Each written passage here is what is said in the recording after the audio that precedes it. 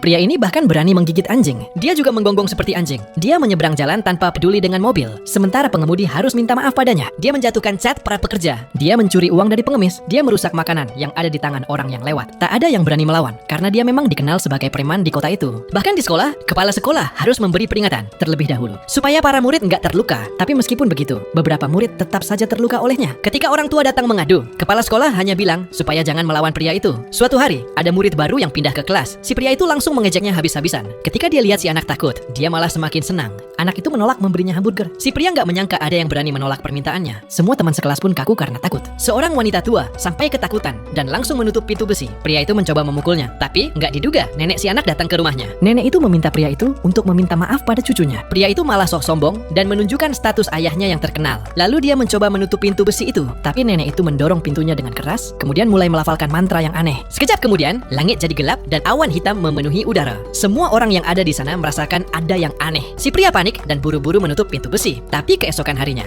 dia terbangun dan mendapati dirinya jadi kecil. Meskipun begitu, dia masih tetap sombong. Kali ini, nggak ada yang mentolerirnya. Ketika orang-orang melihat dia bikin masalah, mereka langsung mengangkat tangan untuk memberinya pelajaran. Bahkan anjing-anjing di jalanan pun mencoba menggigitnya. Saat dia sampai di sekolah, para murid yang pernah dia bully malah mengerumuninya. Mereka ingin membalas dendam saat dia sedang lemah. Saat pria itu hampir mati, anak yang pernah dia ejek datang tepat waktu. Dia menghentikan murid-murid yang marah itu dan kemudian membawa pria itu pulang ke rumahnya. Begitu pria itu melihat nenek itu, dia langsung berlutut. Akhirnya, dia merasa menyesal. Dia memohon pada nenek itu untuk mengubahnya kembali. Dia janji bakal berbuat baik di masa depan. Dengan persetujuan anak itu, nenek itu setuju untuk mengabulkan permintaannya. Dia mengucapkan mantra lagi dan ritual pun selesai. Nenek itu bilang bahwa keesokan harinya, tubuhnya akan kembali seperti semula. Si pria sangat senang. Nenek itu pun menunjukkan senyum yang aneh. Keesokan paginya, pria itu memang kembali ke bentuk aslinya. Tapi, dalam detik berikutnya, dia berubah lagi jadi orang yang penuh dendam. Dia keluar rumah dan berencana untuk membalas semua orang di kota itu. Setelah dia merusak sebuah taman, ada seorang pria yang memanggilnya dari belakang. Dia berbalik dan melihat ayahnya. Ternyata, nenek itu bukan cuma mengembalikan tubuhnya seperti semula, tapi juga mengubah keluarganya yang dulunya terkaya di kota itu menjadi seperti sekarang. Menurut kamu, apakah dia mendapatkan apa yang pantas dia terima?